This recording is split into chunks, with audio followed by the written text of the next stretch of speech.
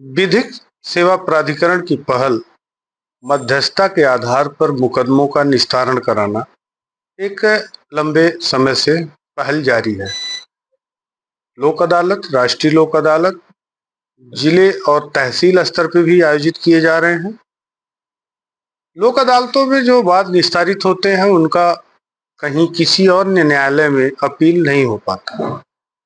प्राधिकरण ने इसी में एक पहल और नई की, राष्ट्र हित में मध्यस्थता।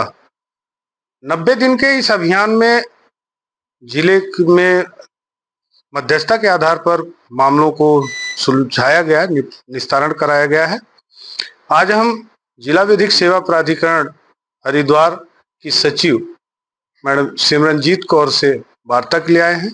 आज हम उनसे जानेंगे कि राष्ट्र हित में मध्यस्थता के इस अभियान में अब तक कितनी सफलता मिली और कितने मामले निस्तारित हुए।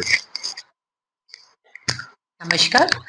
देखिए, मैं बताना चाहूंगी, ये जो हमारा राष्ट्र हित में मध्यस्थता अभियान था, ये 90 दिवसीय अभियान था।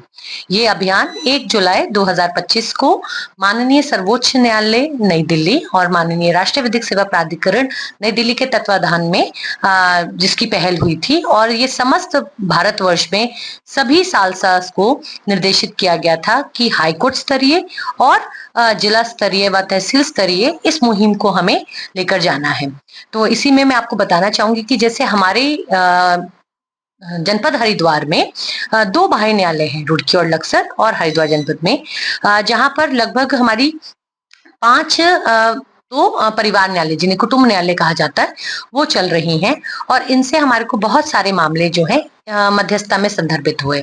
इससे पूर्व भी जहां दोनों पक्ष चाहते थे कि सुलह समझौते के आधार पर उनके मामलों को निस्तारित किया जाए, तो दोनों पक्षों को आमने सामने लाया जाता था और एक मध्यस्थ की नियुक्ति कर मामले को सुलह समझौते के आधार पर निस्तारित करवाते थे। लेकिन बहुत ज्यादा संदर्भन जो था मामलों का नहीं हो रहा था, और ना ही जो हमारी मध्यस्थों की जो आख्या थी वो ही सफल आख्या आ रही थी। बट इस मुहिम के चलते जहां बहुत प्रचार प्रसार भी किया गया और व्यापक रूप से पहली बार ऐसा हुआ कि सिर्फ 1 महीने के अंदर लगभग 150 मामले मध्यस्थ केंद्र, जो कि ये हमारी ईडीआर बिल्डिंग है, यहाँ पर संदर्भित हुए। और इसमें चूंकि इस वक्त हमारे पास 20 मध्यस्थ हैं, और ये 20 के 20 मध्यस्थ जो हैं ये बहुत ही हमारे सम्मानित और वरिष्ठ अधिवक्ता गण हैं, और साथ ही साथ ऐसे हमारे माननीय न्यायाधीश जिनके द्वारा 40 आवर्स मीडिएशन ट्रेनिंग प्रोग्राम कर रखा है, उन लोगों ने भी समय पड़ते इन मध्यस्थ कार्रवाइयों में अपना योगदान दिया और बहुत ही सक्रिय भूमिका निभाई, जहां पर दोनों पक्षों को राजीनामे हेतु और आपस में बात कर अपने मामले को निपटाने हेतु आग्रह किया गया और उन्हें बताया गया।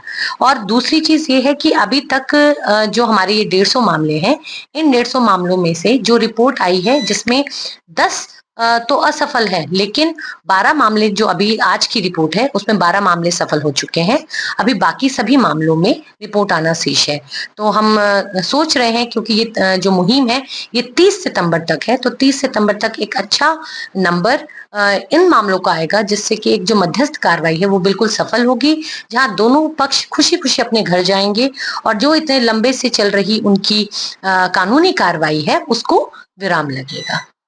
किस प्रकार के वाद इसमें निस्तारित किए गए? जैसे पारिवारिक मामले अधिक आते हैं, तो उनमें कैसे सहमति या सामंजस्य बिठाया गया? बिल्कुल त्रिपाठी जी, मैं बताना चाहूंगी कि ये जो मध्यस्थ है, इसमें अगर देखा जाए तो सक्सेस रेट जो है वो पारिवारिक मामलों में ही आ पाता है, क्योंकि पारिवारिक मामलों में क्या होता है कि एक होता तो वो सिर्फ पारिवारिक कलह है या 2 पक्षों के बीच जो मतभेद है, चाहे वो पति पत्नी है या कई बार ऐसा होता है कि ससुराल वाले हैं और बहू के बीच में किसी प्रकार का जिसे कहें कि एक विवाद की स्थिति है या मतभेद की स्थिति है। ऐसे में जब दोनों पक्षों को आमने सामने बिठाते हैं, और कई बार ऐसा होता है कि अनसेड बहुत सारी बातें होती हैं, जब मध्यस्थ दोनों पक्षों को सुनता है, एक एक कर सुनता है, दोनों को आमने सामने बिठाकर सुनता है, तो ऐसे में वो अपनी कई बातें रख पाते हैं जो कि दूसरे को अनभिज्ञ होती हैं। उन्हें पता भी नहीं होता है कि हमारा जो विवाद है वास्तव में वो किस विषय पर था। कई बार सिर्फ अहम की लड़ाई होती है।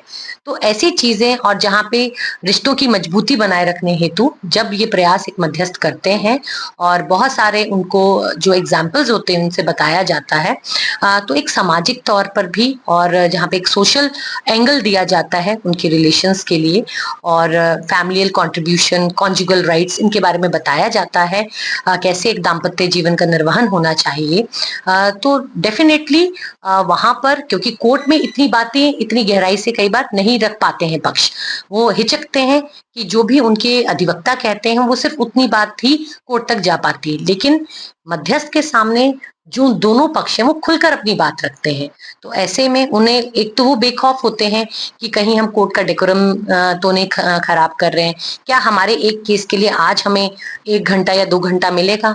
वहीं इस मध्यस्थ की कार्रवाई में देखिए, जो एक दिन होता है और एक मामला होता है, उसमें चाहे 1 घंटा लगे या 2 घंटा लगे, मध्यस्थ पूरे वो 2 घंटे उन दोनों पक्षों को देता है, इत्मीनान से सुनता है।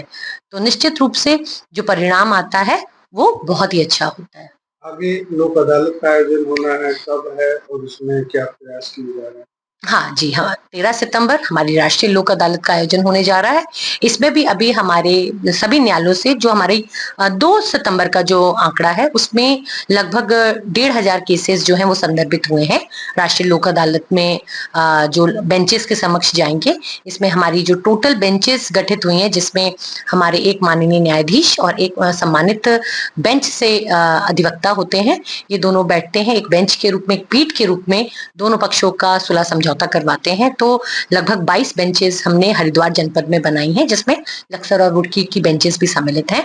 और इन बेंचेस के समक्ष ये 1500 और इसके साथ जितने मामले उस दिन सामने आएंगे तो उनको रखकर इनका निपटारा किया जाएगा। इसमें हमारे को आरटीओ विभाग, पुलिस विभाग और इवन एक्साइज विभाग, इन तीनों विभागों से भी जो इनके शमनीय प्राधिकृत अधिकारी हैं वो आएंगे और इन मामलों का भी निस्तारण होगा।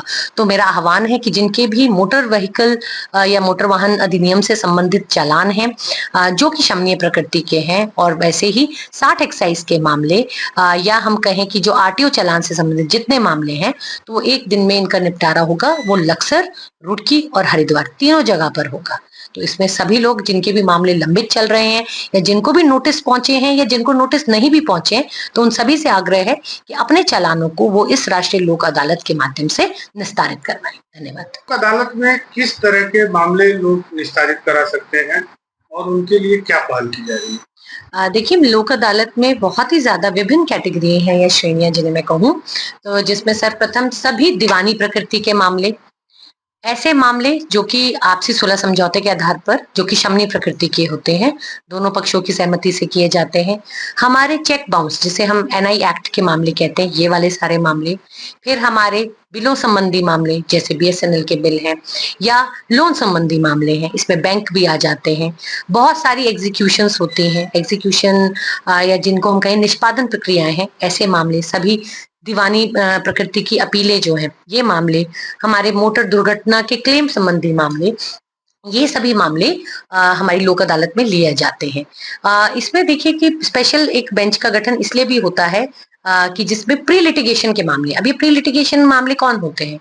ये वो मामले होते हैं जो कि अभी न्यायालयों में आए नहीं हैं, लेकिन ये अभी प्रारंभिक स्तर है कि यहाँ न्यायालय जाने से पहले एक हम कोशिश, एक प्रयास ये करते हैं कि दोनों पक्षों को यहीं पर बिठाकर उनका मामला निस्तारित किया जाए।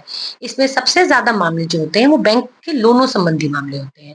बैंक में बहुत सारे लोन्स होते हैं, डिफॉल्टर्स हो जाते हैं, या कई बार ईएमआईज नहीं वो दे पाते हैं, उनके एनपीए हो जाते हैं खाते, और उनकी टीसी कट जाती है। ये सारे मामले जो है वो लोक अदालत में लिए जाते हैं प्री लिटिगेशन के रूप में। और इसकी जो बैठक, विशेष बैठक होती है, पहले ही आहूत हो जाती है, जिसमें कितने जो हमारे नोटिस प्राप्त करते हैं उनको नोटिस जाएंगे, जो ऋणी हैं या डिफॉल्टर्स हैं उनको जिला विधिक सेवा प्राधिकरण की तरफ से नोटिस जाते हैं।